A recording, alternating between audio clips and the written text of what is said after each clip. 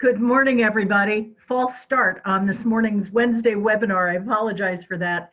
I was talking to you, you weren't talking back, and so we figured out, thanks to Kate Lesueur, that was because we failed to hit broadcast. So thank you and welcome. I'm Jackie Casera, and I'm really delighted that you're all with us this morning. And now our participants are starting to fill in. It was a little bit like talking into a mirror. It was a little creepy, but we are getting started now and it looks like everybody's on board. So thanks for joining us. And again, I apologize for the delay. So this morning we're going to be talking about one of my favorite topics, delivering service excellence. And it's something that impacts employees, any aspect of what we do in real estate.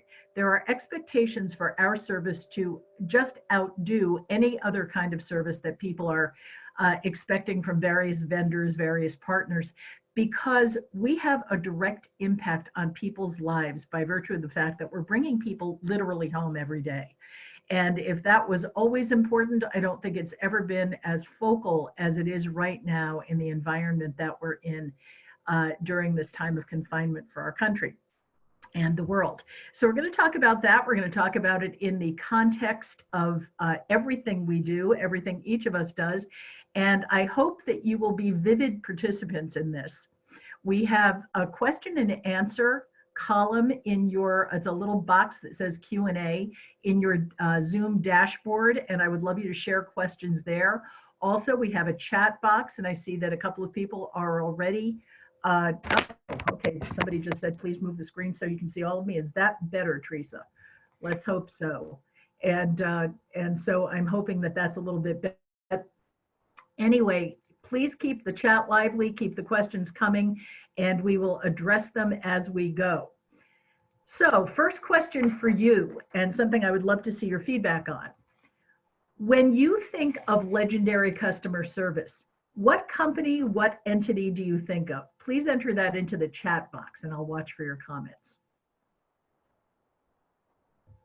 When you think of legendary customer service, Disney, thank you, Jay. And Waldorf Astoria Hotels, interesting, Ritz-Carlton, a lot of Ritz-Carlton, a lot of Disney, a lot of Nordstrom, USAA, absolutely, Valerie, they have my insurance.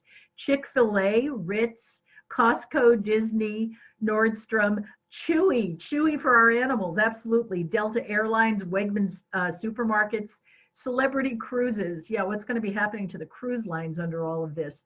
Zappos, Southwest Airlines, Chick-fil-A, somebody, that's very good, Mary Eve, 3 of them. Tim Hortons, locally, a company called Runner's Roost, Susan says. Amazon, everybody's, Amazon's at our doorsteps every day. QVC and HSN, Costco, all of these are entities, and they're terrific, that really have made a difference. And thank you for mentioning them, because it's almost like psychic delivery.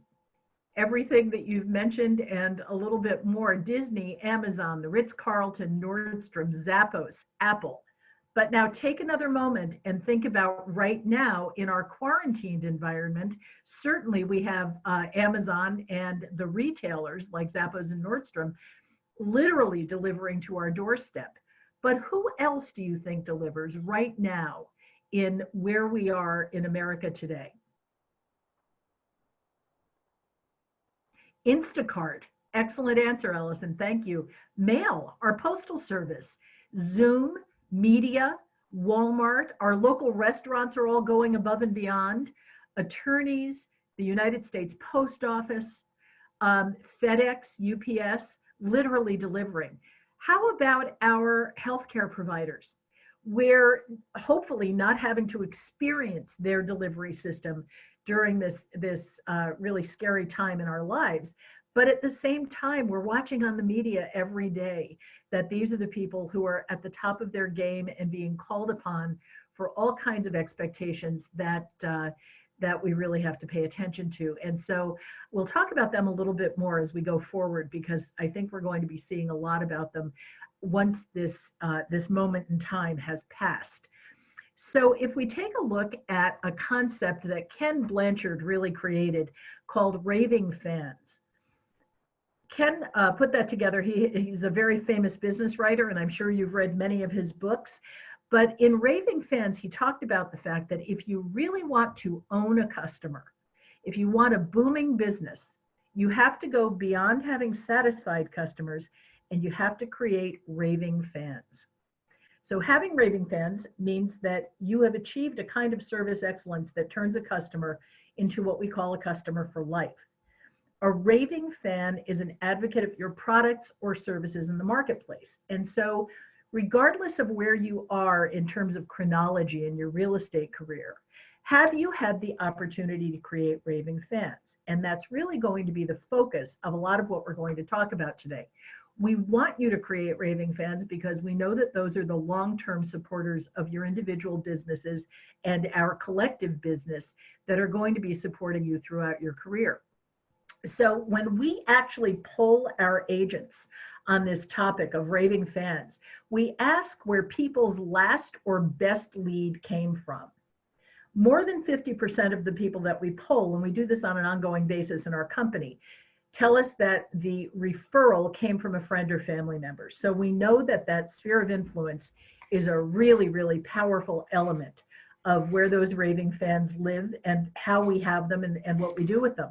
But nationally, according to the National Association of Realtors survey of home buyers and sellers for this last year for 2019, 41%, and this is a very consistent number, of sellers specifically who used a real estate agent said that they too found that agent through referral from friends or family.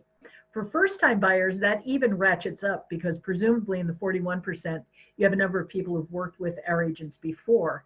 And in first-time buyers, they're looking for somebody new. So they're taking that third-party referral from a source that they trust.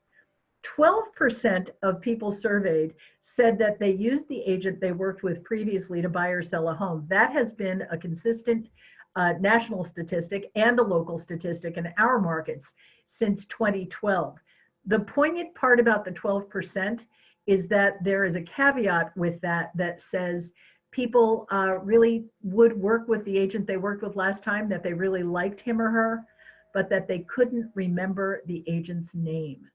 And so that's quite a commentary on the way that we keep in touch or don't keep in touch with our buyers and sellers in between transactions, which we know now has elongated from about a 7-year range, used to be 5 to 7 years between people buying and selling new houses, that it's now about a 10-year range. And so we really want to pay attention to that.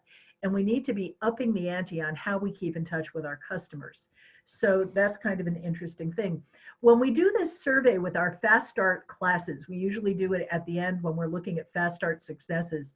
It is actually, the sphere of influence is by far the highest, and it is followed by open houses and opportunity time. For those of you who were tuned into that, those are by far the 3 biggest customer generators. Sphere of influence, staying in touch with our sphere, and then open houses and opportunity time. So whether you're new in your career or you're hoping to refresh your career a little bit and bring some new life to it, think about those 3 elements: opportunity time, open houses, and certainly our sphere. So who are they? Who are what we call your fanbassadors? Who are your raving fans? I want to tell you a quick story about Graeter's ice cream. If anybody is familiar with Graeter's, you can give me a yum in the chat box. But if you don't know Graeter's, they're a Midwest company. They are actually a company founded in Cincinnati, Ohio. And I see the chat box lighting up with comments. But everybody has a local ice cream company, right? Graeter's put this Fanbassador program in place a number of years ago. And I am an absolute fan of Graeter's ice cream. My son went to college in the Columbus market in Ohio, and on the corner of his campus was a Graeter's ice cream parlor.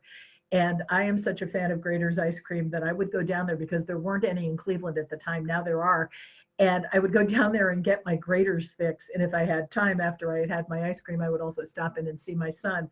But I think Graeter's really had my number because they invited me via this kind of an email that you see on your screen to become more than a raving fan, to actually become a fanbassador for Graeter's. And so what I ended up getting was a whole bunch of coupons for their wonderful ice cream when they were put in local supermarkets. They came into our Heinen's chain. I happen to know from Mark Ray, our regional manager in the central New York area, that they are also now in Wegmans. And so for our New York attendees, pay attention and go buy some Graters. They have this process with chocolate chips and chocolate chunks that is just unbelievable and delicious. So I became a fan ambassador, and they sent me these coupons to buy the Graters of my choice and offer them to my friends. And so I was having ice cream socials with my book club and spreading the word on Graters ice cream. And it definitely took hold, because who doesn't love ice cream? Now, with ice cream, you can definitely do a taste test. There are all kinds of things that you can do. But what do you do to create raving fans among your clients? And once again, I'll ask you to go to the chat box and tell us a little bit about what you do with creating raving fans.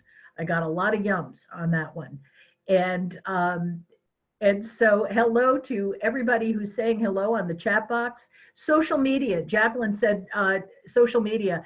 Absolutely, social media is probably the best way, especially right now when that virtual presence is something that we really need to be paying attention to. Social media is a terrific way to reach out.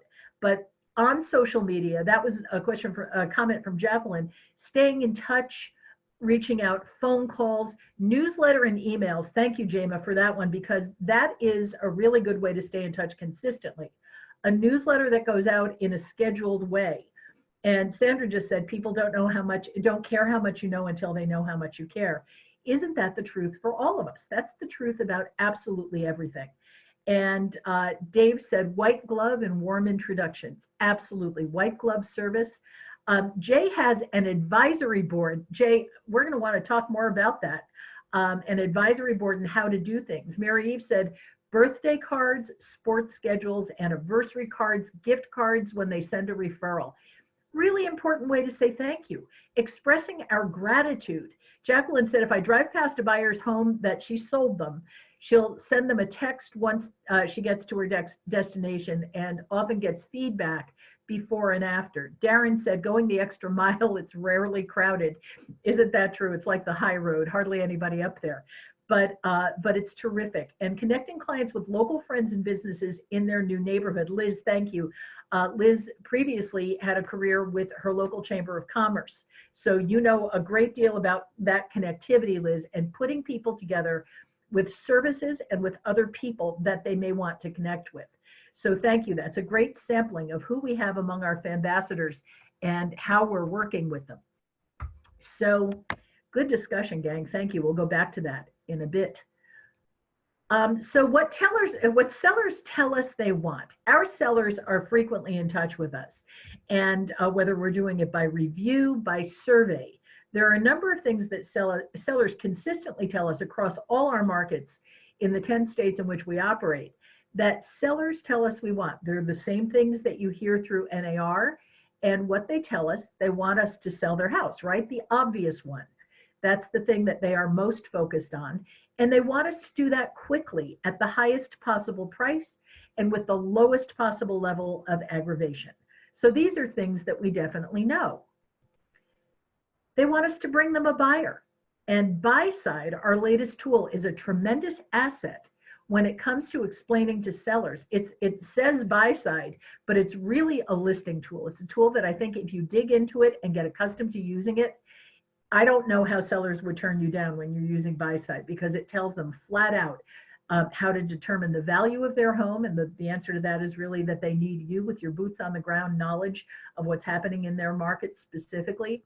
That 50,000 foot view that Zillow and RPR and the other aggregators can give them about what's making their house appealing and what the price would be, not as good as your expertise and knowledge right on the ground. So they want us to bring them that buyer and to show us where we have the buyers.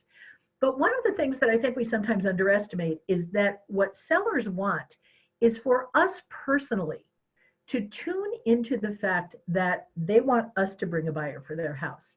They want us to love their house the way they do. And we have to do things that express that. I have walked with many a very experienced agent through homes that I'm referring to them as listings. And I watch the wheels turning in our agents' heads about what needs to be done to the house, how it needs to be decluttered, how it needs to be improved, how something may need an update on the paint or the carpeting needs to be replaced, whatever it is. That's not the first thing sellers want to hear from us. They want us to love their house, and they want us to care enough about their house to bring somebody through it. So I would really encourage you, whatever you need to do, to get somebody to go through that house at the time you're listing it, and maybe even, as a preview of a listing. Somebody who might like that house. We know that real estate can be a real impulse purchase. Who do you have that might want to see that house? That's the way we show sellers that first level of interest. They also want our colleagues to bring people through. We often tout the strength of our other Howard Hanna offices, the strength of our own offices, and then also that extended strength that the MLS gives us. But that's something everybody can do, because they want to know what you can do. They want, probably above all other things, for us to improve their experience in the home buying and selling process. Sellers turn into buyers, buyers turn into sellers. So it's definitely a two-sided coin, and it's something where we have every opportunity to work with people on both sides of that. What in that experience trajectory can we improve and connect for them in a way that becomes meaningful? They want to see, visually see, what we're doing to separate their house from the pack of other listings. And that's going to become really significant after this quiet time in our marketplace has ended and we come fully back into the market. What are you going to do if we have more listings than we've had in a market that was, really not having as many listings as we wanted? And above everything else, they want us to talk to them. They want to be a partner in the sale of their house. And so what are we doing that improves that experience, that obviously gets the house sold for the fastest in the fastest amount of time at the highest possible price and with a minimum of aggravation?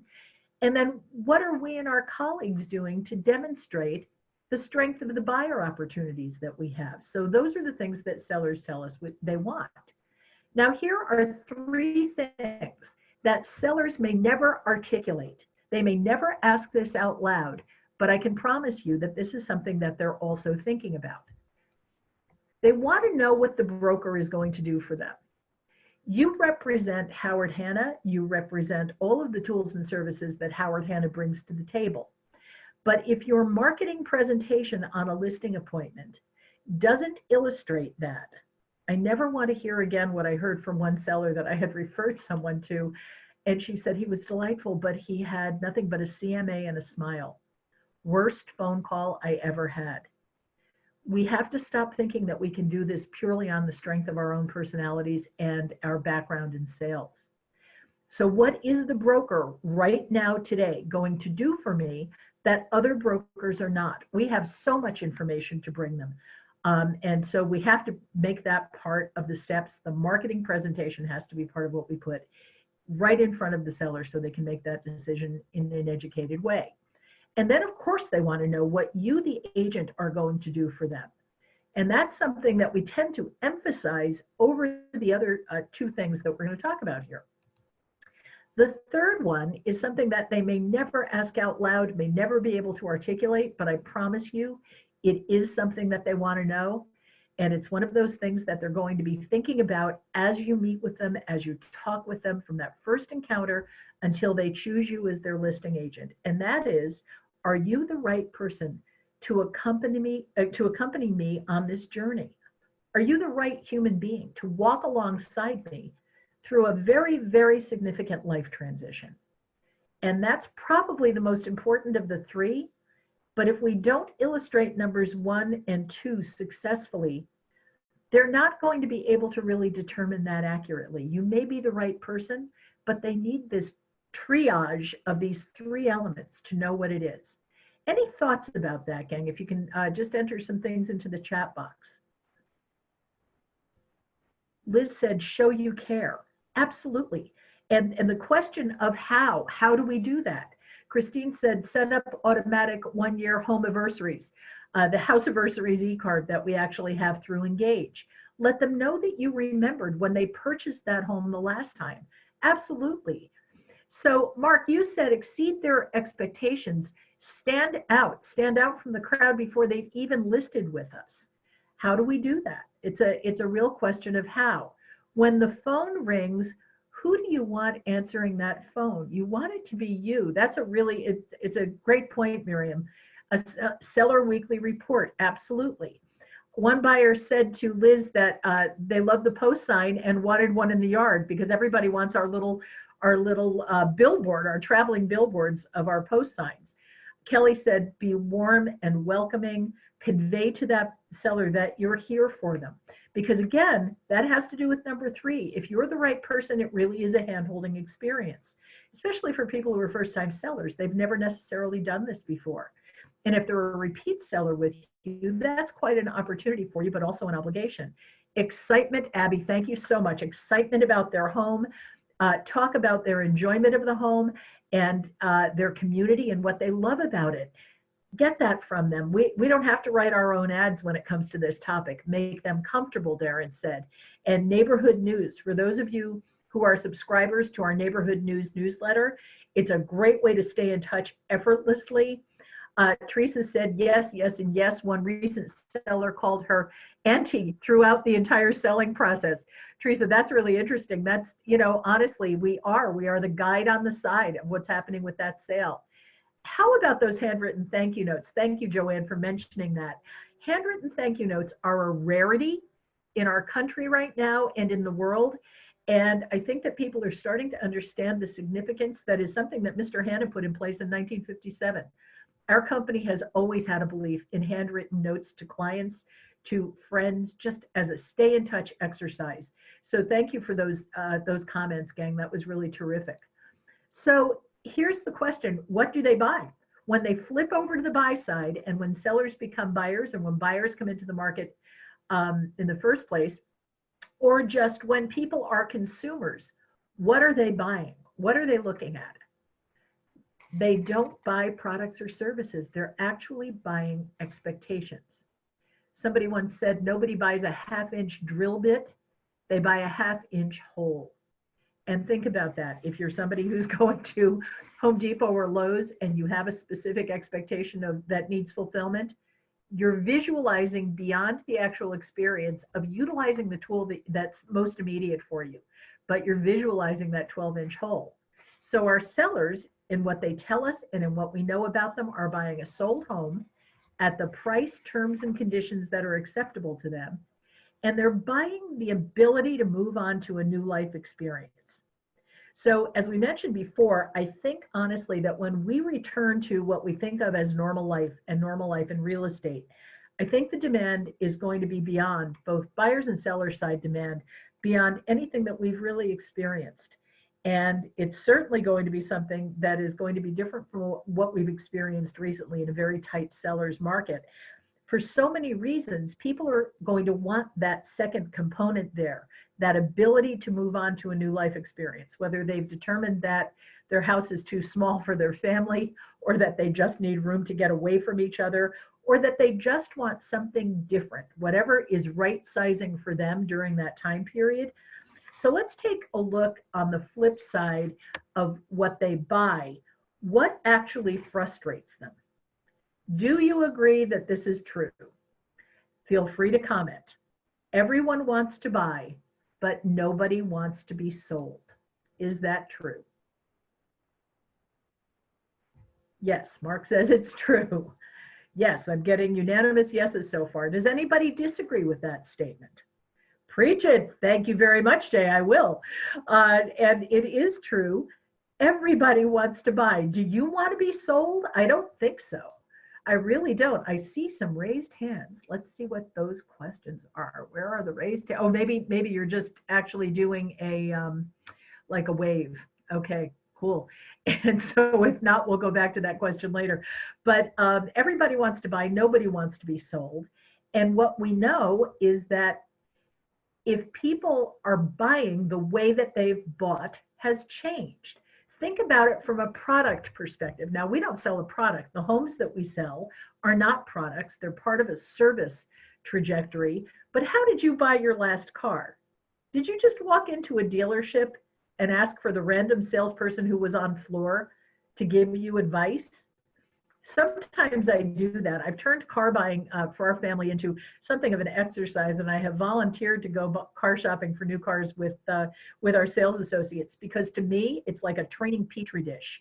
And I actually have come to love car shopping, because what I used to do in the pre-technology filled world was to actually go to 3 different dealerships of the same brand, and the person who could actually take what I had to say at that initial juncture and listen to it and translate it into something meaningful for me was the person from whom I would buy my car. And so that was a pretty good time-honored system for a while. But now we know the way that people buy has changed. Now people Google, the first thing they do is to go to a web resource, and they look at what they're able to find online. So we go in a car buying environment and we find Kelley Blue Book, we find cars.com, US News and World Report's Best Cars report. We see what the reviews have been, and then we crowdsource. Over here on the left, we ask our friends. We ask our friends on Instagram. We ask people if they own a compact SUV. What's your model? Do you like it? What do you think? And it's really interesting because we're dealing with a commodity when we're talking about cars. Real estate is not a commodity. There are no two houses, even in a development that's Levittown, if it's filled with cookie cutter houses, the houses are not the same. These are people's homes. They reflect the lives that have been lived in those houses. So everyone is different. Everyone feels different. Everyone smells different. It's all of that sensory, tactile, experiential stuff that you don't get when you're buying a product. So if a car is a commodity, it's really interesting. I think that it's very interesting. Mary Eve just said, I called my past car salesperson and told him what I wanted. When I helped my nephew buy a truck, I called my salesperson and asked for a salesperson who would work well with us. And so it's interesting. We do that. We still recommend, even when we're dealing with these commodities, we recommend through crowdsourcing and through the opinions of people we like, know, and trust. That SOI, that sphere of influence, that circle of influence, it absolutely matters. And so we want to pay attention to that. So we know that we live in an era where the buying process is no longer controlled by a sales situation. It's controlled by consumers. People are not up against something that is stacked against them where we're just saying sign here at the end of a transaction. The good news is that if you understand these new realities, you're going to make your career very successful. So the mystery is out of it, which is good. But even just polling all of you, you agree. We're fed up with the unwanted phone calls. How many of you have taken your cell phone and fixed it so that you can't get those numbers that are robocalls anymore? We don't want the unsolicited emails. We're blocking them. We're blocking the callers who are calling to tell us that our student loans that we don't have can be forgiven. We don't want to know that. We're tired of intrusive social media messages, although isn't it interesting that we have the tracking that goes on social media that is extremely persuasive in our buying process. I don't think I'm the only one that's subject to that. I think that we probably all have some interest in that, and the fact that things now, I saw something for an iPhone and iPad stand the other day that has now been following me because I clicked on it. It's clickbait. And so it's interesting, but what we know, we're fed up with companies that put us into a maze and there is no contact with a human being. Our printer died yesterday here at home, and we called Office Max where we had gotten the printer. I will say the end result was a good one, because by the end of it, we had connected with a real live human being in their customer service department, but the wait was 20 minutes. And so this is a really interesting time to look and see who's responding quickly, who's responding slowly, and who's not responding at all. People are going to be paying attention to that. So I go back to one of my favorite sources, Abraham Lincoln, and to find what we want now, it's that he knows that the thing about quotes from the internet is that it's very hard to verify their authenticity. We're looking at empowerment, we're looking at choices, and we're looking at authenticity. And of course, Abraham Lincoln never said that, you know that, but he was certainly viewed as one of the most authentic human beings to ever lead our country. So again, take a cul-de-sac down the flip side of what we know drives customers crazy. And so I'm going to do a quick survey here. I'm going to drop in a poll, and I would like your feedback on that.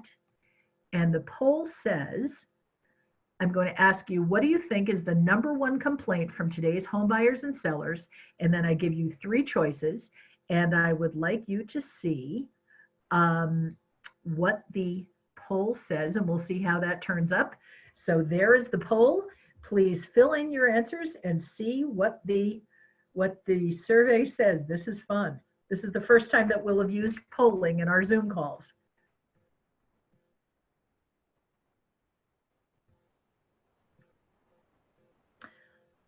All right, so I'm just going to minimize the poll. You guys keep voting, keep those answers coming in. And we're up to 199, 200 answers, good. So we're going to go forward in these customer complaints, and I'll get back to the poll at the end of it as we go through them. So the top 10 customer complaints in real estate from a number of different sources. The first one was actually a quote from a seller. The agent tried to convince us that the market is much worse than it actually is.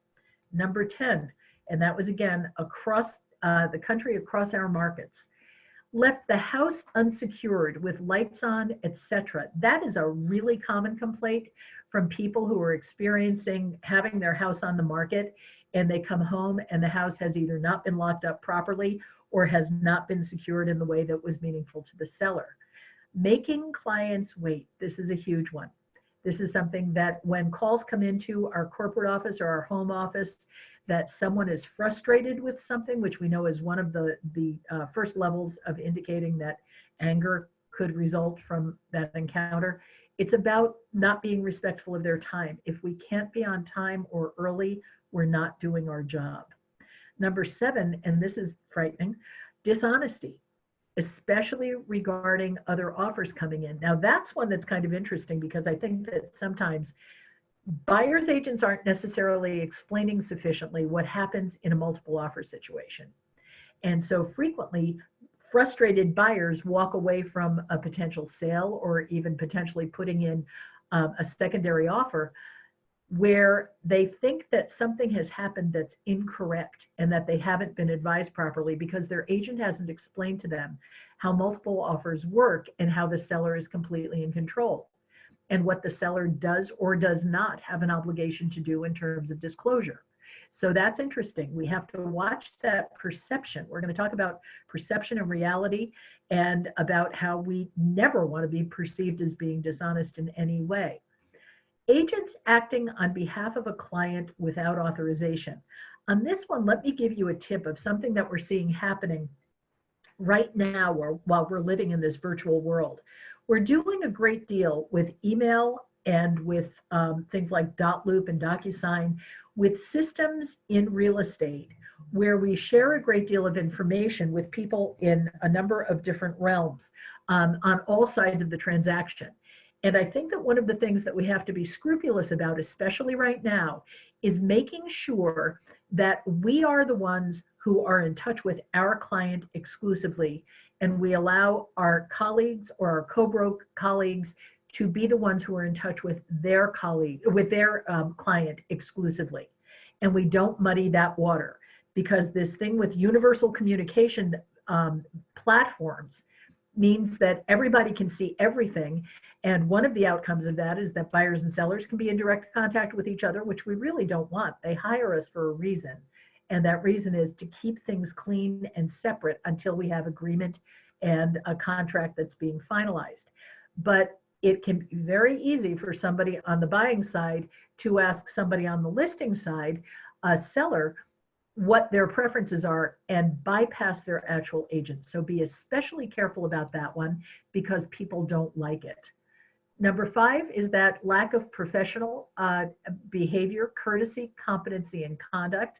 That actually falls into that number 5 slot. Number 4 is failure to cancel appointments when plans change.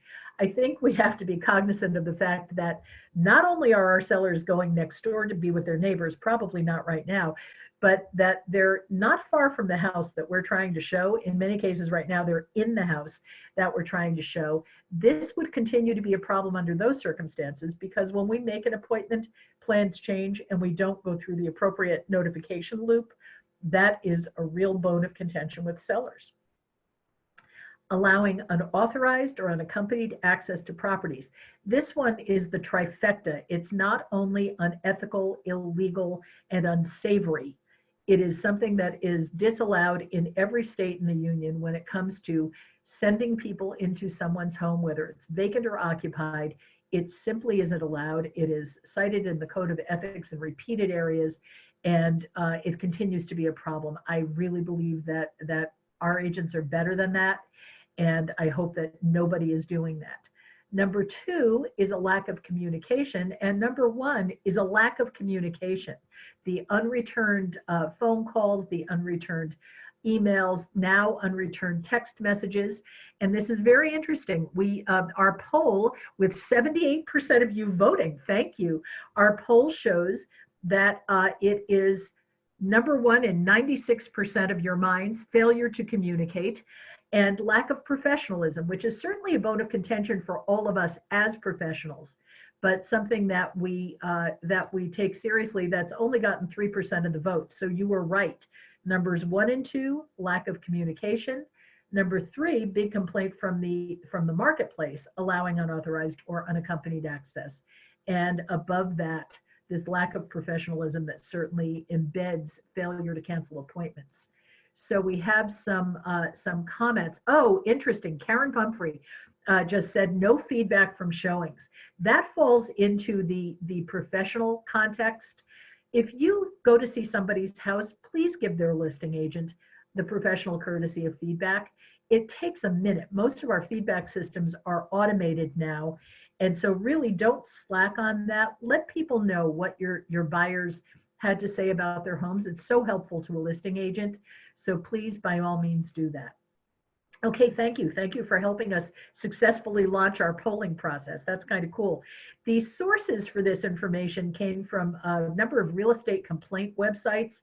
I was happy in revising this class with some updated statistics that there are fewer of those out there than there used to be. There used to be a whole cadre of real estate complaint sites. I had trouble finding them when I was looking at this yesterday, but various states, divisions of real estate and State Department newsletters and NAR information has legal and ethical violations.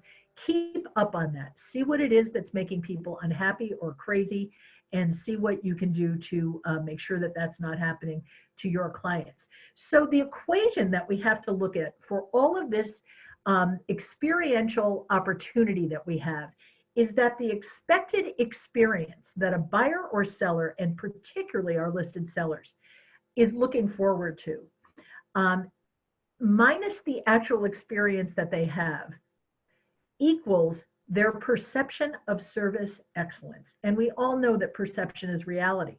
So what they expect minus what they actually experience gives them that perception, and that perception is what's going to translate in word of mouth to the other people with whom they come in contact in their sphere and the people that you would like to know, like, and trust you. So then how do we dazzle them? What do we do that brings home that we're different, that we're individuated, not only with what our brokerage is capable of doing, but what we individually are capable of doing? What do we do that creates that shine? Their happiness or lack of it is the difference between the experience they expect and the one that they perceive themselves to be having. And we're going to call that moments of truth. Moments of truth actually happen at every step in any life experience.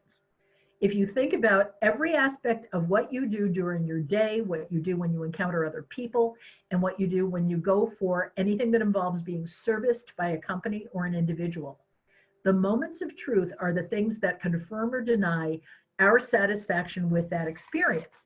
So I illustrate for you an airplane tray table, something that has actually gotten a whole lot of conversation about the safety of air travel. And if you think about it, if you're flying on an airline and you pull down the tray table and it's sticky, don't you start wondering about how the engines are maintained? If you go into that seat pocket to get the safety checklist that they're going through when they tell you about putting the mask over your own face before you can help somebody else, good advice in general. But if you go into that seat pocket and it's left with trash from the last flight, doesn't that have an impact on how you're feeling about being on that airplane and the safety of it? I think it does. And so that's one illustration of moments of truth. If you look at what happens and look at the customer in a customer centric business, which is what we're in, if you look at that customer as the pivot point around whom a service strategy, the people who deliver that service strategy, and the systems that that entity can bring to bear on how that service is conveyed. If you look at that customer in the middle and you see that these moments of truth are going unmanaged, we know that the quality of service and subsequently the quality of customer satisfaction regresses at best to being mediocre and at worst to being a company with which I never want to do business again, a person in whom I'm not going to invest my trust as being the right person to walk with me through this life transition. So when we take a look at what we do for sellers, I've broken it into 3 areas where we address things with our sellers very specifically. And I will make this chart available to all of you because I would really suggest that you take a look at what you do on a listing appointment and at the marketing, the communication, and the coordination that you actually quarterback through the entire process, through the entire listing process, be it short as it's been in recent months and years, or be it a longer term of time. What are you doing? We know that our marketing embraces outgoing communication to a number of different audiences to position the home or the property. And we know that we do that with mass market media, with signage, with our billboard style yard signs, and with electronic advertising. How many of you have gone down a freeway and seen the electronic ads for our company and our systems popping up? That pertains as well to social media. Print advertising, we do a little bit less because we know that the reach and frequency of print advertising is not what the reach and frequency of electronic media can be. And also broadcast media. We do some very big picture things as a company and in your individual markets that involve broadcast media. So we do mass marketing, personal communication, and then we get into that personal communication with both the real estate community. How do we communicate about a listing being on the market to the real estate community in our market using the MLS and Find It First and inviting people into our Find It First listings, and then to the public, to the buying and selling public. We communicate with those individual prospects through word of mouth, and we invite our colleagues to do so as well because we share our listings with the real estate community. And then we have direct mail, e-cards, the 5510s, how we market, what we do with open houses and open to close. And our marketing goes on and on and on. And you all know that this could be a very full column, but it's the first thing that we do when we sit down with sellers is to present that marketing plan. And what I would also suggest to you that you add alongside your marketing plan is what's your communication plan? What kind of communication? This falls into the category of what are you, the agent, going to do? The interpersonal and broad-based communication that you have with your professional sphere, with the people with whom you interact every day as fellow professionals, and then with your market. What are you going to do with recommending to that seller price, improvements? What are you going to do with written and verbal feedback? Do you have a standing plan? You should.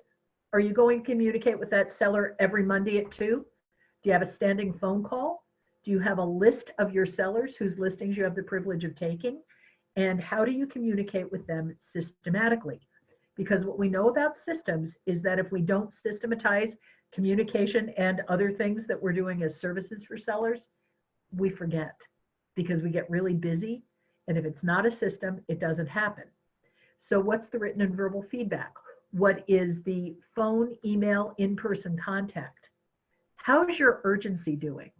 We talk a lot about urgency, and we know that people have an expectation of speed of response for everything that we bring to the table. How are you doing with that?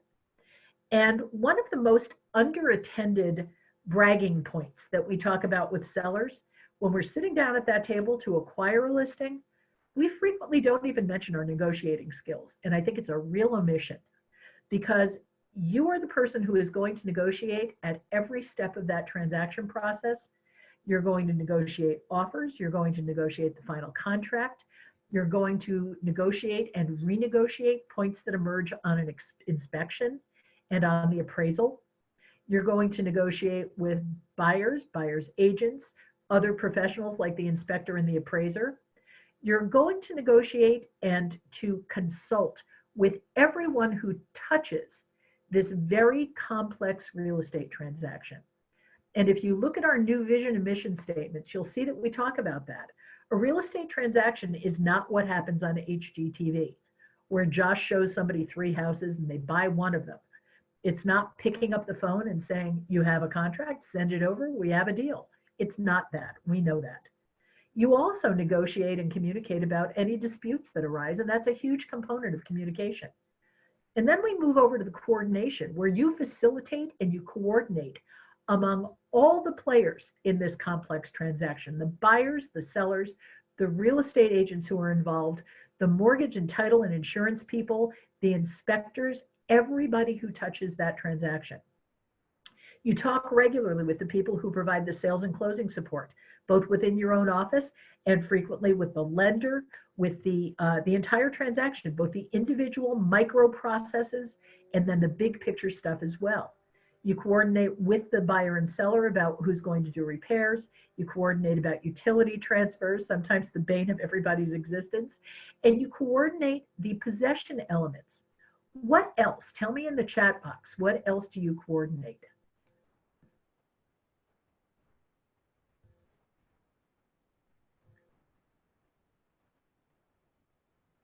What else are you coordinating? Did we pretty well cover it?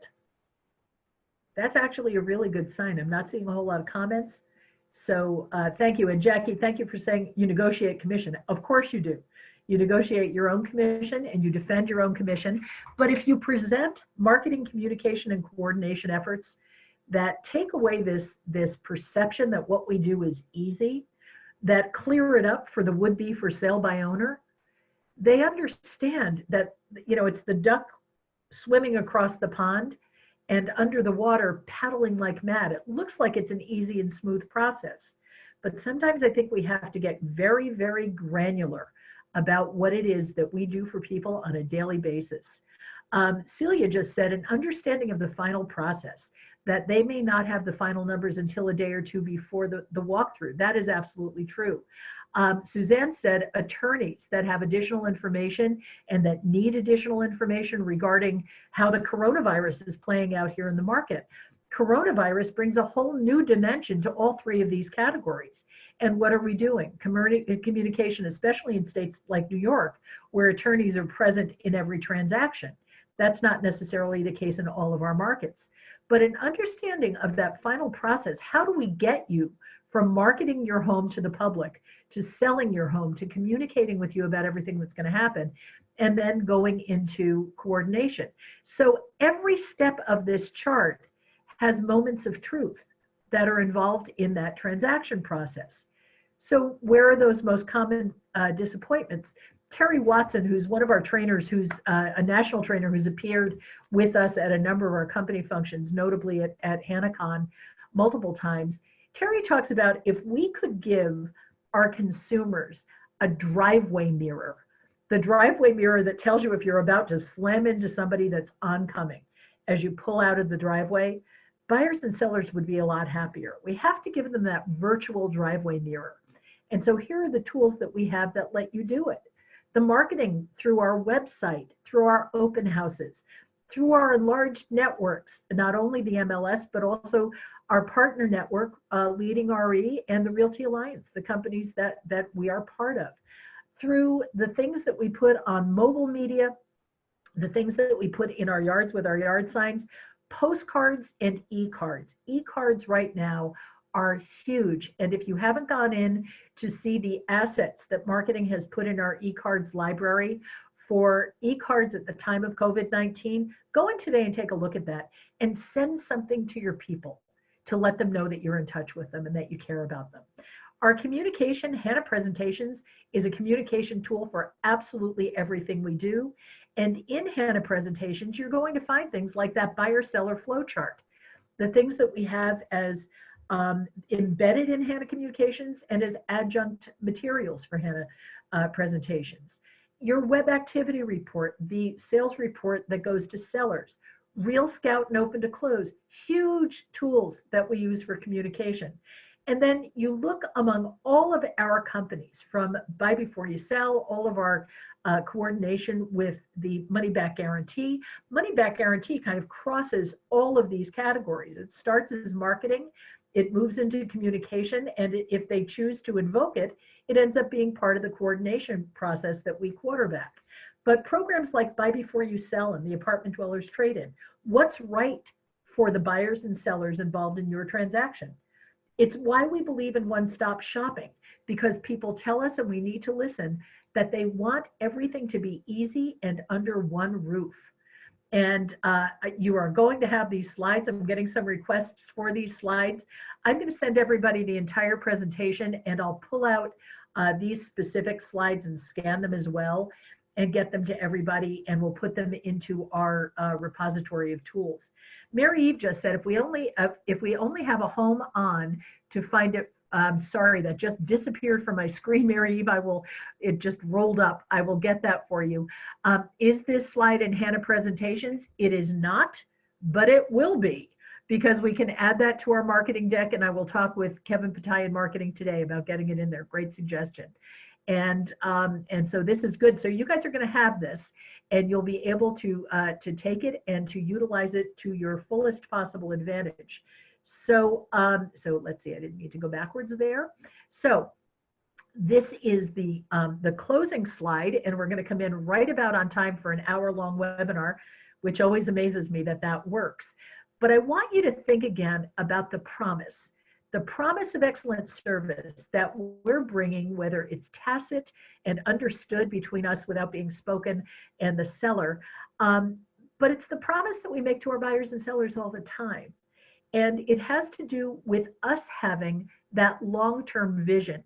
The thing that Stephen Covey, one of my favorite business authors, more of a life author, one of the things that Stephen Covey talks about extensively in a book called Seven Habits of Highly Effective People. If you haven't read it, you really must take some time during this quiet time and read that book, because he talks about a concept called begin with the end in mind. Stephen Covey is a genius. He has a million business books that you can buy. Start with 7 Habits and look at that long-term vision. You know where the buyer and seller want to go. They want to move into that next homeowning experience. And so what do we do with that long-term vision? How do we target those needs in marketing? And how do we create for ourselves that competitive advantage that brings that intersection where the promise makes our buyers and sellers happy? So I invite you to take the things that we've talked about today and make them yours. I just want to go through a little bit in the questions and answers column here. Let's see if there's anything.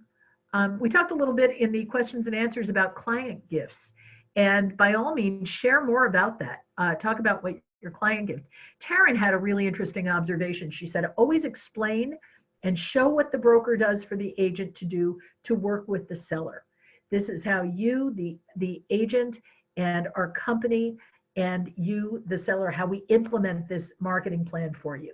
And as they walk through their house, compliment them, for heaven's sakes, like their house. They want to hear that you like their house. They don't want to hear at that first walkthrough that they need to declutter it. They may figure that out. We'll tell them after we've earned their business. But ask them why they bought and just look for great things. Great suggestion, Taryn. Thank you. And again, the handwritten notes, guys, really pay attention to those. We have some wonderful new notes that are available through the Bop Shop that reflect our corporate values, the things that we've isolated as the things that really have meaning for every one of us. And it's terrific. The name of that book, Karen, is Seven Habits of Highly Effective People. And that's a book by Stephen Covey, Stephen Covey. And let me just take a quick look at chat. Karen has the Seven Habits cassette tapes. They're timeless, guys. These came out in the 1980s, and he walks through exactly how to implement them. And it's great. Thank you for your kind words about today's webinar. And agents are asking Mark Ray in Syracuse for green gloves to have on hand for our buyers and sellers. As I sit here talking to you, I'm facing out my front window of my home, looking at our neighbor's house across the street, which is a Howard Hanna listing and sale, all of which happened since the end of March. The house was listed on April Fool's Day. Steve Cadwell in our Cleveland Heights office here in Cleveland listed the house, and within about 5 days had 5 showings and sold the house to one of those buyers. Yesterday, they had their inspection. So I watched from my perch here as I'm starting to feel like Jimmy Stewart in the Rear Window. Everybody was out there inspecting the house, and Steve had provided his buyers with, everything short of, hazmat suits, with masks and gloves and everything they would need to do the inspection with their inspector. He himself was clad in that kind of an outfit as well. You're all doing amazing things. Jay just said at our office meeting yesterday, we said we need some Howard Hanna gloves and masks. And so Aza and Mark are jumping in with that. So definitely the author again, Stephen Covey, 7 Habits of Highly Effective People. Roman asked, is there an office in Parma? Our North Royalton and Parma Heights office services Parma. And so if you're talking about Parma, Ohio, Roman, that office is there and ready to serve people. Teresa said she would love to see green gloves and hand sanitizer options in the Bop Shop. We would love to see hand sanitizer options anywhere in America right now, wouldn't we?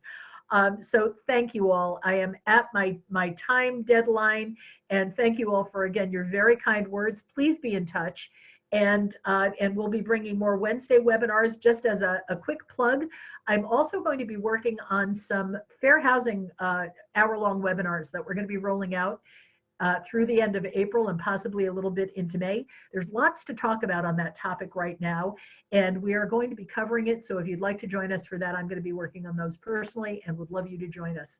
So thanks, everybody. We'll see you all soon, and thanks again for being with us.